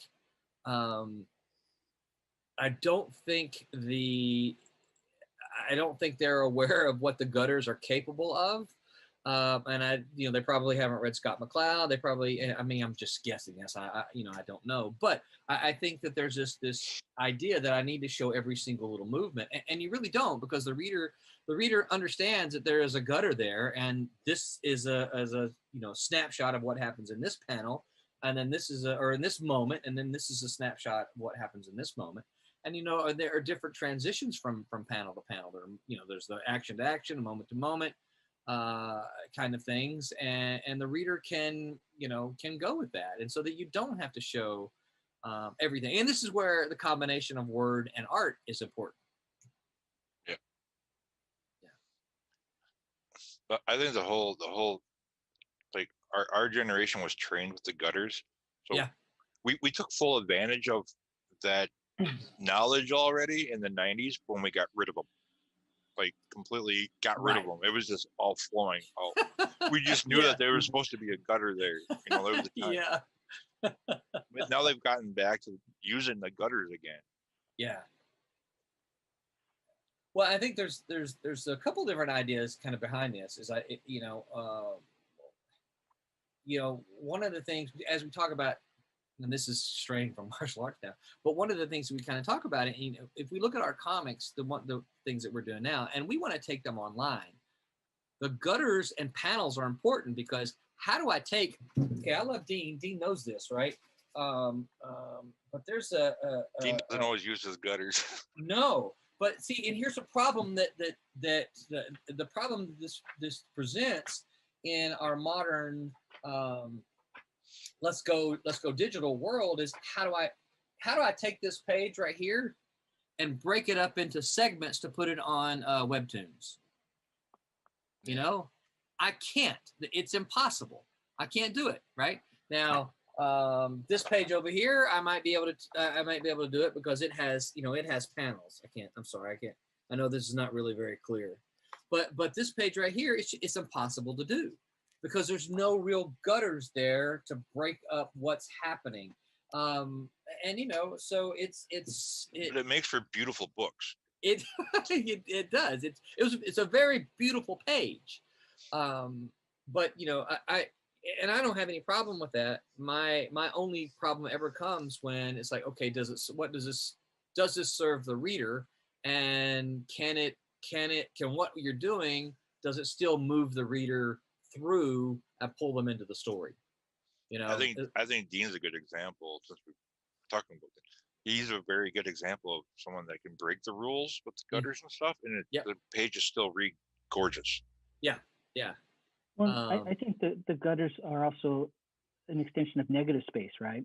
Yeah. So and the thing too is kind of likening it to martial arts. If like in the Asian traditions, there's the sound of Om. If you ever hear people meditating, Om. It's supposed to be the sound of creation, because it basically encompasses all vowels, and then the consonants are found in the space between the times you say it. So it's the absence of sound and sound that creates the existence of the universe, is the idea, right? That's cool. And so, yeah, it is. But you see that in Japanese, like ukiyo-e prints and things like that. I mean, really great comic books like Frank Miller's Sin City stuff is a perfect example of that idea of leaving those empty spaces, Yeah. you know, and you see that with the gutters too. You know, people that are really at their optimum level know how to work it. Yeah, that's good stuff. Yeah. What about I'm sorry, Wubba, go ahead. I was going to say that was really well done, Curtis. You just married our conversation about sound effects, gutters, and martial arts all into one thing. Well, just so you guys know, I've been rehearsing that for months, and this was the perfect time to use it. So just so you know. Yeah, what we don't know is Curtis has all these one-liners taped right up here, right? It's ever since we talked about martial arts, he's like, okay, I gotta get that, right? All these exactly. things. You know it. I got my spreadsheets out. and real quick, I have to give a shout out to my wife for our martial arts comic night. She got me from the Asian grocery store Dragon Ball, Vegeta, Citrus, and Spider. Cool. So big ups to the wife. But we're talking about martial arts comics, Dragon Ball. Wow, that's the perfect martial arts superhero comic book. See, I get those cans and I don't even drink them. They just sit around because I like the art. Right? They're crazy. They're insane. Cameron Christopher Payne says it's supposed to help vibrate at the frequency of the sun. Yes, exactly. Oh, wow. Exactly. In fact, the martial art that I do, and karate has some styles of this, but the highest level sequence of movements you do, you don't like to perform it because it looks weird, but when you're doing different moves, you actually put in different intonations, so different gasps, different vibrations of sound, and that actually vibrates your organs and amplifies your health aspects, but it also amplifies your strike. So if you understand the higher level of martial arts, when you hit somebody, you don't hit them once with one strike, you vibrate when you hit them like a jackhammer. So the goal is to marry the vocal range and the strike at the same time so that they vibrate. So when you hit somebody, it shatters their skull or shatters their bones, right? So you actually want to vibrate like a jackhammer. And then from there, this is getting really out there, but then the impact can go into the organs of the person. So all these things are I mean, it's crazy stuff, you know. Well, now that's kind of interesting because I think what a lot of people don't realize when you talk about the medieval, traditional European, and Pete needs to probably chime in here, traditional European warfares, they had I used to always wonder, why do they got these great old big clubs and these great old big hammers? But that's because if you hit someone with a big hammer who's in a suit of armor, it vibrates and shakes their internal organs loose. I mean, that was the whole purpose of that, because you can't take, or that it hammer. crushes the armor too and does damage that way. It can, but sometimes that armor could withstand a blow. So, the idea that they would cut limbs and things off is a Hollywood thing. Right. Swords wouldn't cut through; they would just crush your limbs, and you'd never be able to, because they didn't have doctors. You'll never use your arm again; it would just wither and die. So, and their organs would be crushed and you'd die of internal bleeding. Yeah. I think it was something actually Walt Simonson posted several years ago that when I learned that and I realized that, or maybe he may have posted something about Mythbusters. Mythbusters might have done an episode about the big hammers in medieval warfare, because I seem to remember those two guys going at it. And they had Jello inside a armor or something like that. I can't remember now, but that's also why, like, a lot of sword strikes, a lot of them are at diagonals, right? So because you're going for where the openings on the armor are, where it's unprotected, And in the Kung Fu tradition, like when you have a broadsword, it's like a huge weapon. When you cut, as you finish cutting, you strike with the palm, right? As you're drawing the blade, because what happens is the blade gets lodged in the person's chest. You have to, if you just try and pull that out, it's stuck in there. So you have to hit them and pull the blade off at the same time to finish the strike. So when you see them do this motion, that's the reason why you have those two moves. It's to pull the blade out. Really nasty stuff. Yeah, because it creates suction when you run somebody through and you go to try to pull it back out. It creates suction. Yeah. So pulling that it was back another reason they started putting blood grooves into some of the swords. That way there wouldn't be that suction. You could just go in and come back out clean. So. Yeah, and the bayonets that I don't know when and where they came around, but the bayonet that they used in the American Civil War was a triangle, more or less. That's because it do a lot of damage. Well, what they would do is they would stick it in and turn it, and that's where the damage comes from. But and then it was easier to remove because even with a triangle blade, you can't repair that wound. Right. Yeah. So yeah, I don't know. So I don't know how we got with that. Cameron Christopher Payne said, "Use your So foot." things to put in comics: triangle Yeah. bayonets and huge broadswords with a strike. Cameron Christopher Payne said, "The body is 70% water, vibration," and he says, "Use your foot to remove the sword." And then he says, "The wound won't close." When you're talking about the diamonds, the triangles. I'm sorry. He's talking about the body being composed of mostly water. So if you've ever heard about what in martial arts we call chi, or in Japanese arts they call ki, right? Which sometimes people liken to the force, so they go, "Oh, that's out there stuff. It's kind of esoteric." What it is you notice all those exercises have to do with breath, and since your body's composed of mainly water, and you do these highly oxygenated exercises, the water and the air combine and create a bioelectric charge, right? So the chi and ki and all that is the bioelectricity in your body that you're actually charging up is the idea. So whenever you hear about that stuff, it has some interesting basis in reality. You think that's where the origin of Iron Fist might have come from? Yeah, actually there is a real Kunlun. I don't know if you guys know that.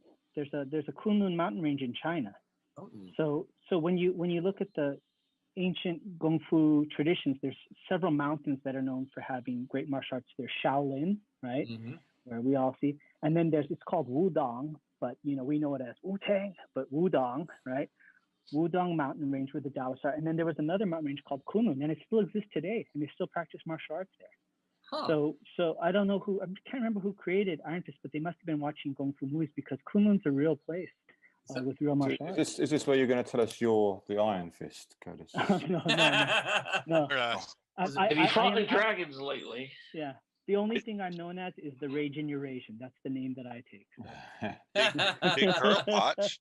No, I don't think Carl Potts created Iron. No, I don't think so either. I don't think Carl was around yet. I'm thinking it was Mackenzie. Roy Thomas and Gil Kane. Yeah, and of course, Kunlun is actually Kunlun's known for their swordsmanship. They're known for being swordsmen. Actually, is what they're really known for. But yeah. I just automatically think Carl Potts because the Iron Fist and Power Man book. Oh yeah, that was such a great series. Yeah. Tommy says you guys know too much about stabbing people. I don't know what you're talking about, Tommy.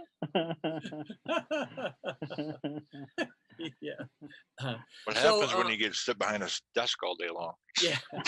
Weird things. Or when you have to bounce for a living. Yeah. So we talked about some martial arts that we like and some that are good. Can you think of any instances of comic books in which the martial arts were just terrible and you look? Go ahead, Curtis. All right. Curtis has a list. Yeah, Curtis is like, where should I start? Basically, every time the guy looks like they think that if you're in the pose where you're doing the robot, when you're this is not martial arts, right? When it looks like somebody's asking how big the fish is that you caught, and this is your fighting stance, my fish was this big, this isn't martial arts.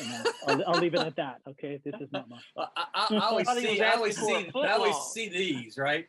These. You know what those are, right? I don't know if you guys know, when you see all these gestures, you hear about the mantis, the crane, the tiger, right? The gesture is the idea of having like a Swiss Army knife. Like if I'm going to hit somebody in the eye, you have to get inside the eye socket. You have to switch the gesture to this because this fits in the eye socket, right? Or this fits in between the ribs, or this hits the jaw. So you're trying to switch the gestures on the fly when you're striking, so you can get the maximum amount of effect. And the fascinating thing too is most people don't know is the gesture of the hand affects the musculature of the forearm.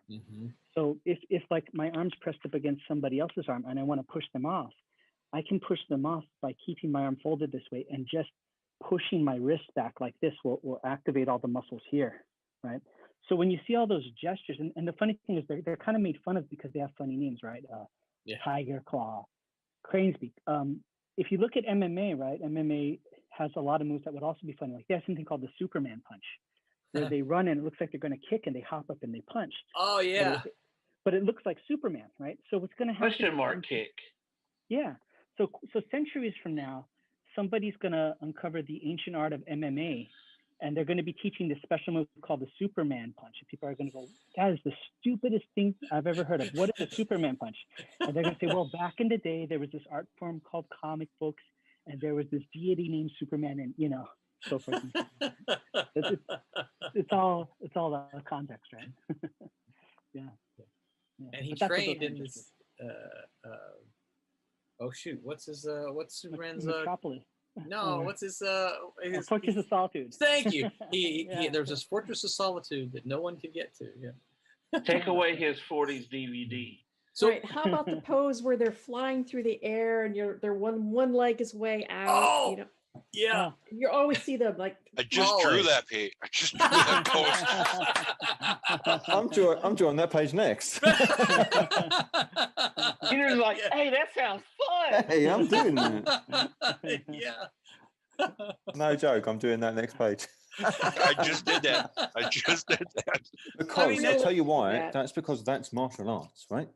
And that's what people want to. That's what That's people how want you to see get in out their of a martial hole. arts. Yeah. Curtis, how many times have you flown through the air kicking people? Never.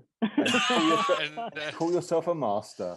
Well, here's the, if you want to know some of the funny rules of martial arts, right? Like fighting is 3 rules, right? 1, if they're tall, hit them low. If they're short, hit them high. And if you can't beat them in 3 moves, run away. Right? Right? And then the other one is we love in movies. You kick the guy to the head, right? But if my goal is to hit your head, and I bring my foot up, then if I want to hit your foot, would I bend over and punch your foot, right? So usually for realistic martial arts in the beginning, you don't want to throw your kick up high. When you get good, you can, but generally speaking, you just keep it up there. But yeah, the flying side kick is very popular. Yes, in comic books, yeah. Flying Because it sidekick, looks so yeah. cool. Oh yeah, definitely, definitely. Is it practical? I used to ask my teacher all the time for like concrete rules. I would say, he would show me a maneuver and I'd say, okay, well, so every time I get in a fight, when this scenario pops up, I can use this. And he would always say to me, I don't know, you tell me. And it would tick me off because I would go, no, you are the master, you tell me. And what it boils down to is there is no absolutes in fighting, right? So what works in this one fight on this day may not work tomorrow. And real fighters know that there are no absolutes. Right. So that's kind of the key. It really depends on the situation. I haven't done it. But. Well, and I think, Tommy kind of alluded to it earlier. He said you didn't want to fight him because he cheats. Well, the fighting is cheating. I mean, there is no such thing as a fair fight. Like my teacher taught me to step on the guy's foot so he can't run away and you can punch him. Right. and I mean, legit, And when I was teaching one of my students, and they said, that's not fair. That's not in the rules. And I said, we do not do martial arts to have a fair advantage over somebody. We do martial arts to have an unfair advantage over somebody. That's the whole point, One of the have you seen all the bell ringing strikes? I mean, come on. Yeah. Do you understand what I mean there, bell ringing? I don't. Yeah. But that made me think of the privates, the private punch. Oh yeah. That made me think of seeing that movie Major Payne. Yeah, where he tells the dude he's gonna like kick him upside the head, and then he kicks him in the knee when he drops. He's like, I thought you were gonna kick me in the head. He goes, you call me a liar? And then he kicks him in the head.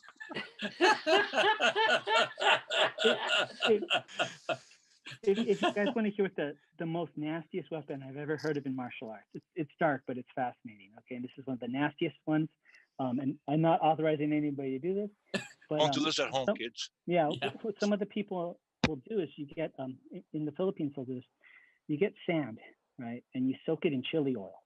All right. Oh yeah. And then if you're wearing a shirt with a breast pocket, you keep the chili oil sand in your breast pocket. And when the fight starts, you throw the sand in the guy's eyes. Now he'll be blinded, but his eyes will start to burn, and he'll rub his eyes and tear his cornea relentlessly because of the sand in the eyes. And doesn't cost much, and that's fighting. That's a What I got from that. But don't do that. Don't do that. That's bad. Don't do that. What I got from that. You're gonna blind somebody. Wait. Why are all the people in the Philippines walking around with sand in their pockets? Oh, that's not all they walk what's around going- with there. what's If going you- on out there? If you look at the Philippine culture, like their history, I mean, they've got some of the largest machetes I have ever seen, ever. I mean, massive machetes.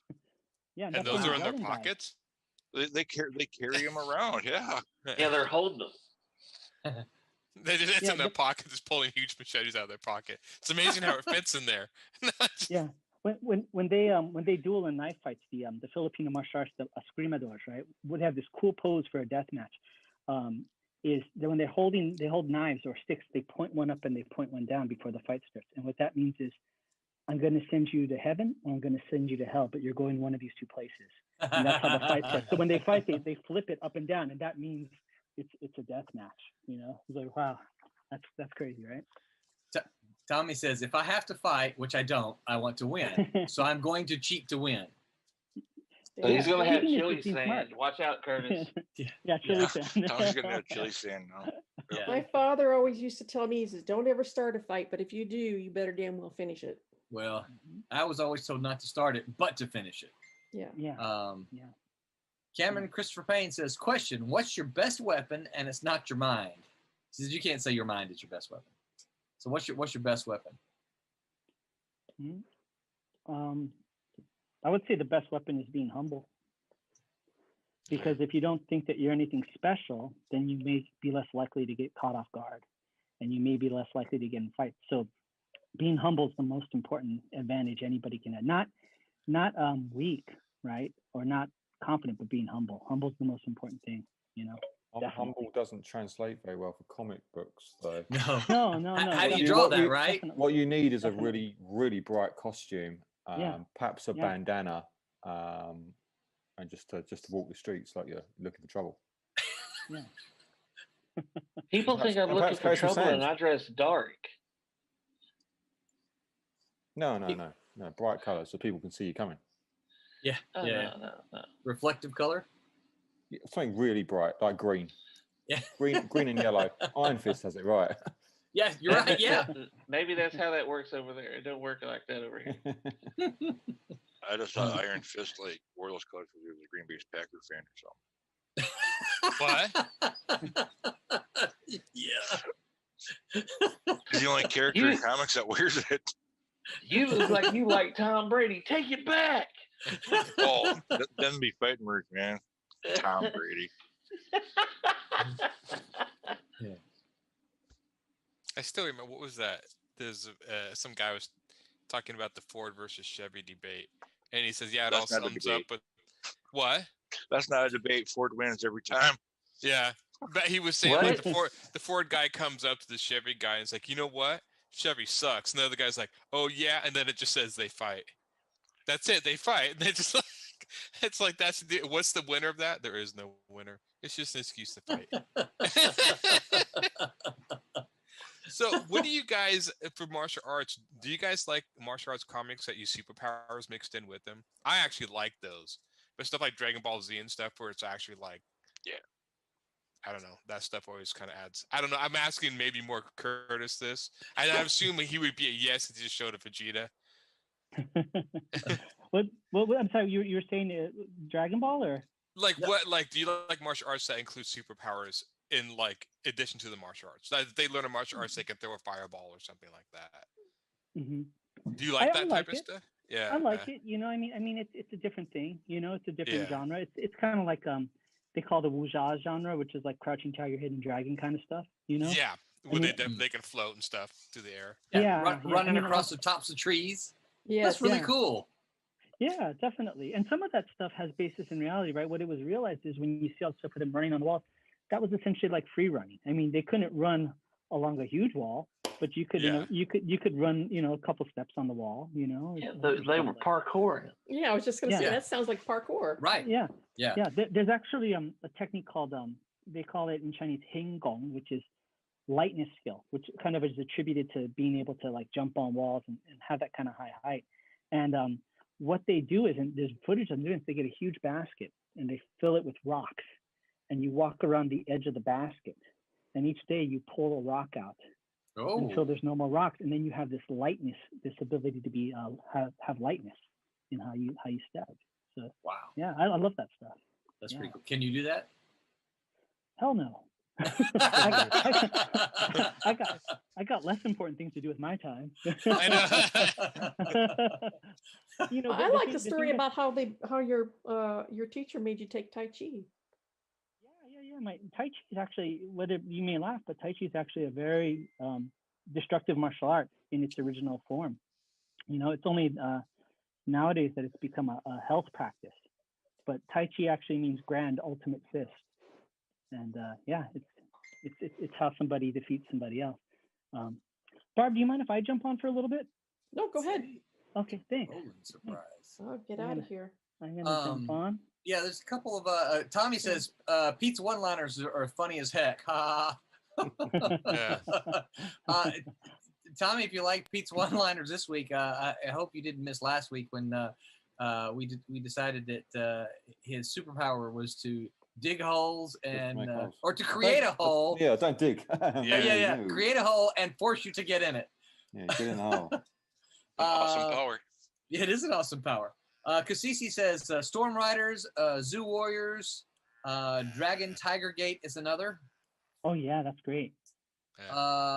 Cameron Christopher Payne said Shadow's Footlight as a shadow. Oh, what was the shadow? Shadow's Footlight. Well, there's something called the no shadow kick, right?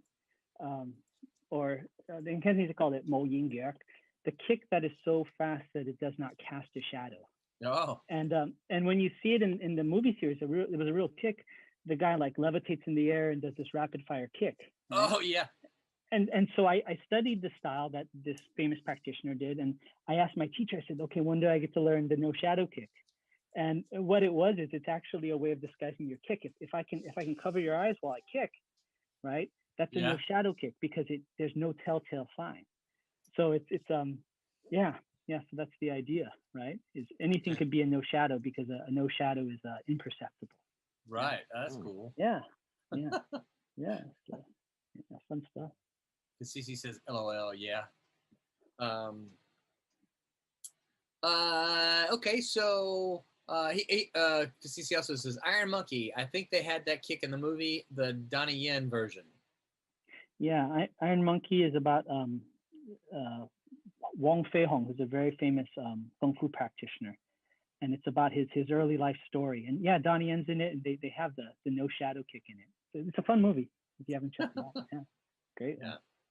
Yeah. All right. So what else about our clock is slowly running out on us here. What else about martial arts comics? Have I not said? Awesome. You guys have just been dying to say. Awesome. They're awesome. Well, if I could I brought some materials to share with the class if I Please can. do. All right. So this is a crazy one. It's based off of, most of you know, what's called Fist of the North Star. Oh yeah. Fist of the Blue Sky. This is a prequel series, and for those of you that are not familiar with this series, it's the original one is basically Mad Max with martial arts and exploding organs and heads. Right. It's pretty cool. Yeah. The idea is the guy can hit somebody in a pressure point and then their head explodes. You can do that, right, Curtis? Oh no. I can give somebody indigestion. You know, that's probably the best. You're going to be on the toilet all weekend. Exactly. You got and when it goes to that, you gotta be careful in teaching people stuff, because I taught my daughter something and she ended, or we taught our daughter something when she was in school, and she did it and she made the person throw up in class. Oh no. Oops. Yeah. The other one I pulled out is, everybody knows about manga, but Chinese have their version of manga called manhua, and they did a Street Fighter Chinese comic book series based on the Street Fighter. Oh, that's Street Sean. Fighter video game. Yeah, and it's really cool because it's kind of like anime, but it has a very different kind of feel to it, with the line weight and things like that. You know. Do you ever read the Udon Street Fighter comics? Yeah, those are pretty cool too. Yeah, I like those a lot. Cool too. Yeah, and this one's the classic kung fu comic book from Hong Kong called the Blood Sword Saga. This one. Oh, that's cool. Well, now you're this holding one's that really cool. like a wall calendar. Yeah, That's the way it the book. is. Yeah, The book's sideways. actually this way. The fun thing about the Chinese kung fu comic books is they'll do interesting stuff like they'll start out with like pen and ink, and then one of the frames will be like a full watercolor image. Oh. Oh, that's cool. David and Mac and those guys. Yeah, so those are some of my materials, I'm sure. But Very yeah, cool. I think the only ones, I mean, besides Ninja Turtles, I like Usagi Yojimbo, which I guess is that martial arts. I guess you know, I'm not sure. And then I like the Street Fighter comics. Those are fun. I don't know if that's martial arts. It's more like superhero fighting. I think with some martial arts. I mean, I'm not sure. I don't know. I think it was meant to be martial arts, right? I think it was, but when you know they're throwing fireballs and stuff, it's fun. I mean, I don't know much about. I don't study martial arts, but I don't think it's super realistic. I think it's more Street Fighter martial arts than actual martial arts. That's what I assume. Yeah. No, definitely. Yeah, I think sometimes it's that fine line, right? There's martial arts, but then you have to entertain the reader, right? Right. I mean, what's entertaining about martial arts is all the the flowery or the intense poses or stuff like that nature. Yeah. Yeah. So totally. So do you think that because martial arts movies are very popular? Do you think comics, martial arts and comics can compete with that, or do you think there's completely two different? They are two different beasts, but do you think that there's not a lot of room for crossover in the audiences? Well, I think totally this crossover. I mean, here's the thing with martial arts, right? If you look at any Marvel movie, they're doing martial arts. I mean, it's like Captain America is literally doing martial arts moves. It's just that he's Captain America that we kind of suspend disbelief. But and he favors the front kick. Yeah. Big time. Well, isn't there a Shang-Chi movie coming? Yeah, supposedly. If that's not heavily martial arts, they've missed a trick there, haven't they? You're right. You're right. You're absolutely right. Heavily martial arts. Oh yeah. It's funny. I usually tend to enjoy the martial arts movies more overseas than the American ones. Some, and I think it's just because of energy. I mean, Jackie Chan has. I mean, the guy's just like a ball of energy. I mean, his movies are more. I mean, it's martial arts, but it's mixed between martial arts and stunt work too. It's a lot of his movies. So, but yeah, there's just. I liked Ip Man quite a bit. Yeah, the Ip Man series is great. Yeah. That's really good. Yeah. Yeah. My favorite is always the Once Upon a Time in China series, which is on I know you like that Prime one. now. Oh, that one is just the cinematography. It's the guy who did it, Choi Hawk. He went ahead and he took this film franchise that was like Bond almost. I mean, he had like over 180 films about this one person, and then he went and trained in film in Texas, of all places, and then went back to Hong Kong. So he has this very almost Steven Spielberg like American sensibility to how he films it, So that's a great series. I like the one I liked was the one from Indonesia. I can't think of the name. It was the first one with the SWAT team gets trapped in the building. They're trying to get out. What is the name of that series? Oh, The Raid, right? Is that The Raid? The Raid, yeah. The Raids are fun, but again, that's a mix between stunt work and martial arts. I mean, they're stuntmen, which I think kind of goes hand in hand. I mean, I think a lot of martial arts, besides the fighting, is a lot of like doing extreme moves or extreme stunts mixed in, which I think is more like how far can they push it. But yeah. So, but yeah, I like those movies a lot. Another great martial arts movie. What's his name? I'm trying to remember. But it's Muay Thai. It's Muay Thai. Oh, Bak or Bak. Yeah. I think that's the same guy in The Raid, isn't it? Isn't that the same different star? guy, Tony Jaa. Tony Jaa. Okay, yeah. I couldn't Tony remember Jaa. if it was the same guy or not. Yeah. Actually, I got to interview one of the stars of Ip Man for Scott Adkins, who does a lot of martial arts films, and really, really interesting guy. Talking to him about all that stuff, and he's in his 40s now, which isn't that old, but he's getting older, and it's just fascinating to hear about how hard it is as you get older to maintain that kind of stuff for the screen. Impressive. The funny thing is, you hear Michael Jai White talking about the exact opposite. Mm-hmm. Yeah. Like he doesn't age. Well, I guess if we could all be Michael Jai White, right? I guess because I think he can still not hit a heavy bag and break the chains. Yeah. Well, one of the stories about about like a fight that I had a friend that worked in a bar, and he was talking about this one old Greek guy that used to come in. This is a really good martial artist. The guy would play pool. And one day some college frat guys came in and they wanted to kick him off the pool table. And this old timer said, give me a minute, I'll be done. And they got in his face and called him, hey, you old man, and all this stuff. And he looked at them and he had a cigar in his hand. He goes, I'm going to give you 3 seconds to get out of my face. And he goes, 1, 2. He takes a puff of his cigar and blows it in their face. And while they're distracted, he took the cigar and put it in their ear. Put it inside the guy's ear. And then took the pool stick and beat the hell out of the guy. I've seen that before. It's something similar. Yeah. And then the other one is my friend's master did the funniest thing. He some guy came into the Kung Fu studio in Chinatown and basically was saying, hey, I won't say the word they use. He says, I want to fight the Chinaman, but we know what word he was using. He said, here, there's a Chinaman here who thinks he's tough. And he said, where's the master? So the master stood up and surprised the students and said to the guy, he said, master's out of town, but I'm his student. Maybe I can help you. And he beat the hell out of the guy, picked him up by the belt and the collar and threw him out the door, and then sat down and started puffing a cigarette. And the students said to him, they said, Master, I mean, why didn't you admit that it was you? And he took a drag of the cigarette and he goes, if he thinks the student is this good, imagine how good he's going to think the master is.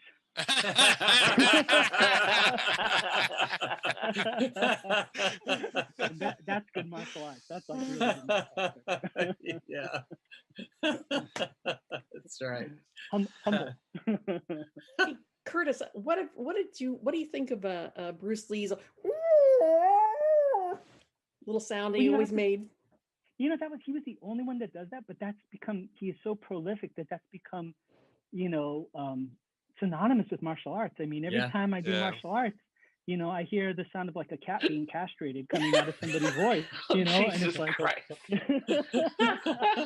so, that's exactly what it sounds like. Yeah, we always went, hey, like that. Yeah. But the truth is, with anything, including martial arts, you're never as cool as you think you are. I had a friend who was doing Tai Chi in the park, right? And it was looking beautiful, and he was doing all the motions. And this father and daughter walked over, and they were looking at him. And he told me, Curtis, I felt so cool when I was doing the maneuver. And the little girl said, Daddy, what is he doing? And the father said, pay no attention to him, honey. He's a mime. He's a mime? That just makes you want to grab your stuff. Go home.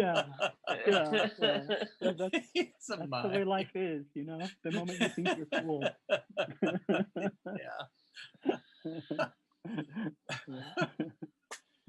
All right, well, it's 11:01 here. We're probably ought to call it a night. It's been a fun one. For those of you who are still with us, next week it's going to be something very different. So tune in next week as we're going to. All I'm going to let you know is that we're going to do some dramatic. I don't know what to call it yet. I'll think of something before then. But dramatic theater reading. Voice acting. Some kind of dramatic making reading. Fools of yourself. Yeah. So I don't need help doing that. So and we're gonna have some fun. I'll try to set you guys up a little bit before so you don't come in completely unprepared on Sunday, but we're gonna have some fun with it. It's gonna be something that something different, something we've never done before, and if we can get this to work, I've got ideas for some good listener interaction for us down the road. But yeah, so Wednesday Wham will be doing that this coming Wednesday as well. So if you guys tune into them, you're going to see how they handle the first go round, and then we'll do it on Sunday as well. So thank you all for tuning in with us tonight. Kasisi says, have a good night all. Cameron Christopher Payne says, love hanging with you all. Thank you. Well, thank you guys for hanging with us, and for the rest of you, if you're watching it on the replay, on the tape delay, whatever, appreciate you tuning in. As we call it a night, thanks to everyone who backed the Silverline double feature, Team Beetle and Switchblade. We're gonna get busy to work for the next couple of weeks prepping it so that we can get it to the printer and get it fulfilled to you. I have a gentleman's bet with our friend Martin Piero over at Cosmic Times as to who can fulfill first. Martin thinks he's going to get it done, and I tell him, ha, that's not going to be the case. It's going to be a Silverline. So it's a gentleman's bet between the two. Basically, if you're like wondering, "Whoa, Roland, you don't bet," you're right. I'm not a betting guy. But basically, we said the next time we do a show, the loser has to buy the burger after the show is over. So that's what we're doing. Okay, so let's go around the murderers row here and tell everybody where they can find you online. Barb, what about you? Where can folks find you? Barbara Kaelberg, Kaalberg. You can find me under that name on Twitter, DeviantArt, Instagram, and Facebook. Excellent. Curtis, what about you? Where are you on the interwebs? Sure. Find me on Facebook, Curtis Fujita. You can find my upcoming comic book on Facebook, Shadow Ghost Comic, Shadow Ghost Comic, one word, on Instagram, and then through my Kung Fu school, Tiger Crane 805 on Instagram and YouTube, and Tiger Crane Kung Fu on Facebook. Now, are you still making videos? I haven't seen a video from you in a while, so yeah, I don't know if it's just algorithms or. Oh yeah, no, I'm actually what I am doing is I'm teaching online courses right now. So, okay. So because of COVID, and so I have students all over. I have students in Texas and all over the place. So if you're interested in learning martial arts from the safety of your home, let me know. Even from the UK, dare I say? Yes. Yeah. And yeah. I'm a master in the UK, so I'm not sorry, not world master, world champion. World champion. You must not be invited to that one, Curtis. Sorry. John, what about you? Where can folks find you on the interwebs? Everywhere and nowhere, all at the same time. But Facebook, Twitter, Instagram, Patreon. You can find either Artistic Viking or the Viking Prince Voltan with my name attached to it one way or the other. It's how you find me. Also, just a couple things. Tomorrow night, I will be doing another hangout, sketch and hang with another artist. It'd be Kelly Williams, nice. who's done a lot of work for several different indie companies. He's even worked on, I think, an Undertaker book too from WWE.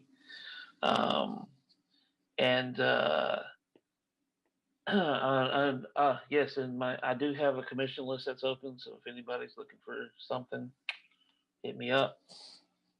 Sounds good. Quentin J. Bedwell says, "Thanks again, guys, for another good show." Thank you, Quentin, for hanging out with us. Pete, how about? Go ahead, Curtis. Oh no, I said thanks. Oh.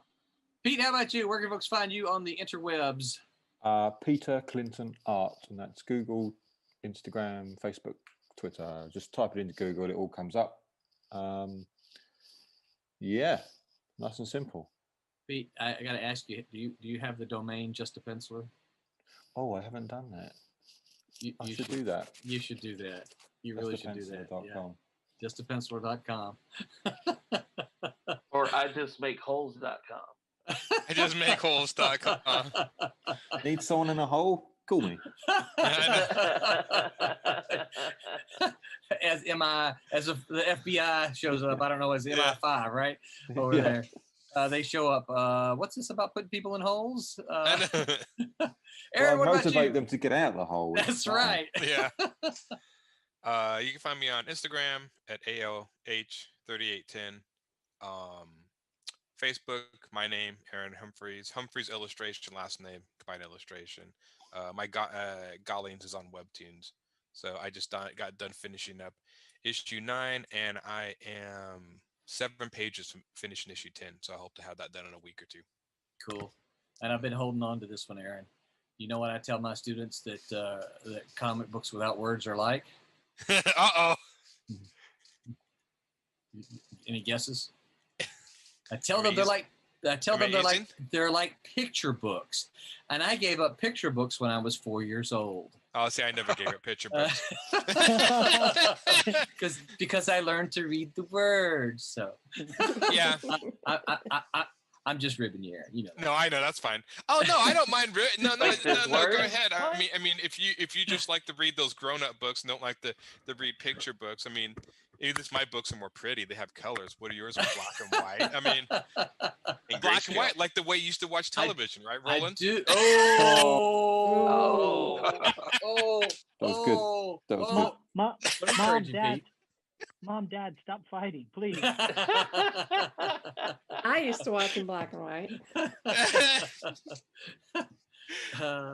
Okay, so where's the mute button for Aaron here? How do you kick him off again? Yeah. Wubba, what about you? Where can people find you online? I now have a Buy Me Coffee Cool. account now, so it's buymeacoffee.com/Wubba, and I have a commission list open. Excellent. Be sure to make sure you send that to me so I can add that to the list of stuff I put here in the description and stuff. Will do. Excellent. And I am Roland Man. You can find me on all the places, the Instagrams, the Twitters, the Facebooks. I think on Twitter I am Man Roland. Everywhere else is just Roland Man. And I have a caricature that looks an awful lot like my face, so you can't miss it. And of course, in all the places you can find Silverline. Please don't forget to like, share, subscribe, favor, checkmark, follow, all the things you can do on all the different places. And please share around. We're going to start, we've been working on, today we worked on an idea. We're going to get us a, February is going to be full of some growth campaigns. We're going to try to grow all of the social medias and get more followers. So we're going to be calling on all of you to help us grow the numbers. So you can look for that in February. Anything else, guys, before we call it a night? Nope. No. All right. Well, until next time, remember to Make mine make Silverline. mine Silverline. Silverline. Good night, everybody. Night. Good night.